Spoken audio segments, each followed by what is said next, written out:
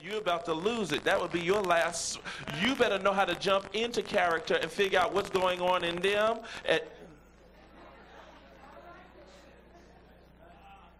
That's why I have a problem with folks that can't improvise. It shows me that they're really not in the spirit.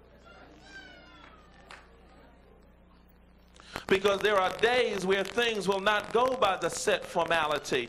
You've got to be a co-creator to make that show shine.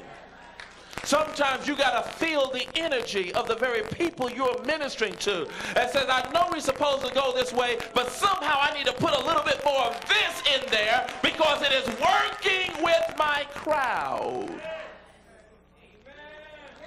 Sometimes you don't get to see the faces of the crowd because the light is on you, but you're feeling the energy.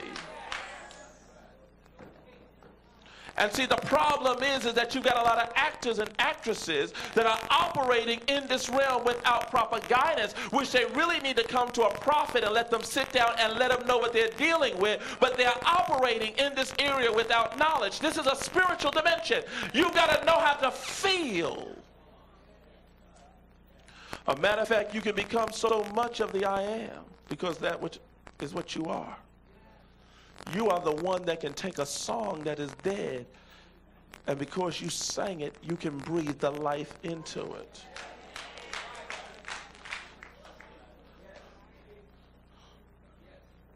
You can take a play, and because you have the leading role. See, all they want on Broadway is to find someone that can breathe life into it. The magic is not in the form, but it's in who can breathe into it. Uh-oh. Some of y'all can't, see, y'all can't take this. The magic is not in the song. Dozens of people can sing that same song, but when the right individual gets the lyrics and breathes into it. See, I'm over here in another dimension. Y'all done put me out in a dimension.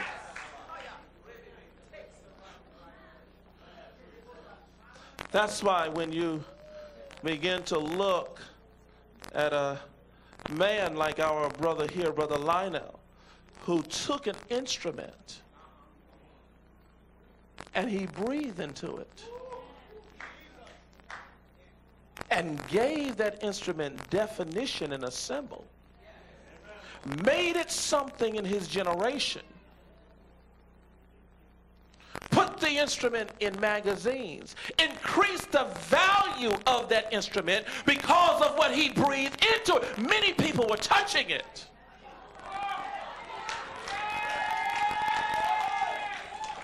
But it took someone that had experience with God, that felt it and breathed into it.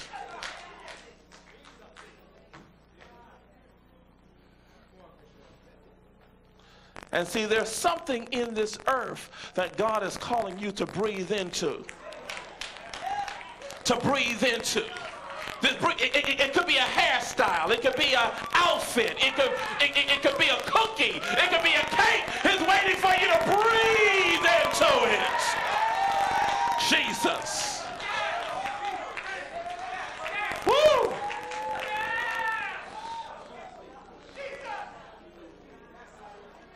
That's why someone else can write the song and record it. But then when the right person says, wait a minute, that's my song, all of a sudden a song that didn't even make it. Like, I will always love you. Amen. I believe somebody else, Dolly Parton, whoever did that. But when the right person showed up and breathed into it.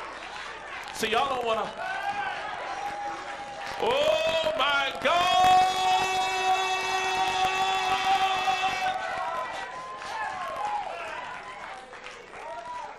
Woo! See, you got to find out, what is it, God? The reason why you're in your dilemma, the reason why you're frustrated, because you haven't breathed into the right form.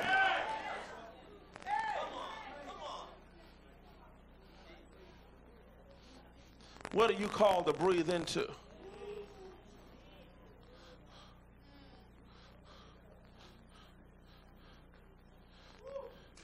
Many people were talking, But it took certain folks to breathe into something, give it definition. They would call it rap.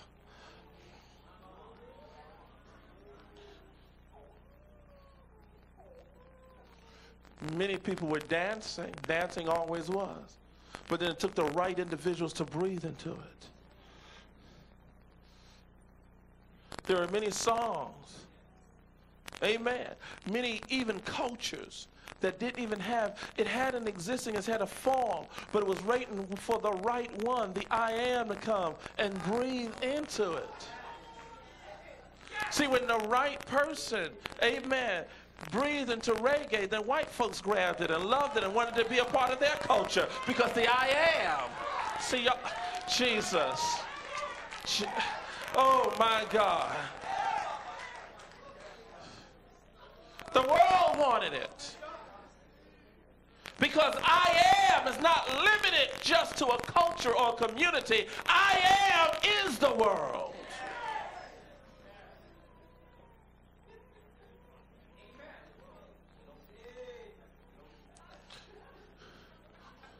The right I am.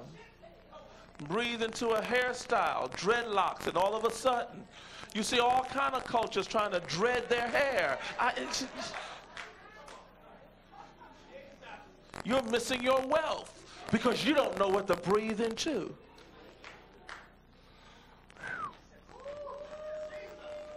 Say with me, I'm a co-creator with God. Woo, Jesus. Ooh, we got to get through with this. There's no telling what that prophet's class is going to be like tomorrow night. We just messed up out here. I'm out here on another plane. I don't even know how I got into this. I've never even taught this before. Let's see where we're at. Thought structure. Okay. Man's inner world of thought is translated into his what? Your inner world of thought will be translated into the outer world of things. In other words, things begin to take on the life of your thought. Let's move on. The first Adam and the last Adam. I hope you're ready for this. In John 1 and 3, all things were made by him, and without him was not anything made that was what? Move on. The first Adam, let's notice something. The first Adam appeared in where? Genesis. Was formed of the dust of the what? And we know that Adam was the son of God according to the genealogy of Luke. Amen. The first Adam was the what? Son of God. Let's move on. Through him all what? Now that's going to be very important. Through him all died. Move on. Took the light out of the first Adam took the light out. Caused man to go into darkness. Move on. Had dominion over what? Let's move on.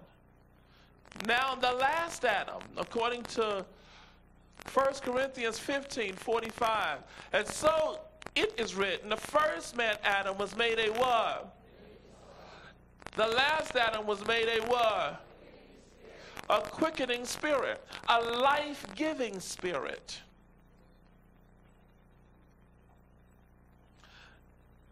Let's read on.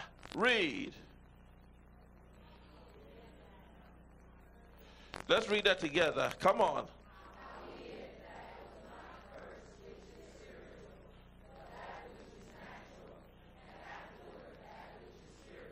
The first man is of the what? Earth. Earthy. The second man is the Lord from heaven. Now let's look on. Now the last Adam.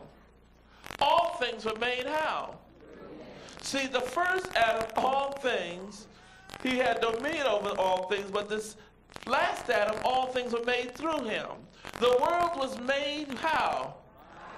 And yet what? Can I tell you that it almost looks as though that the first Adam was created by the last Adam?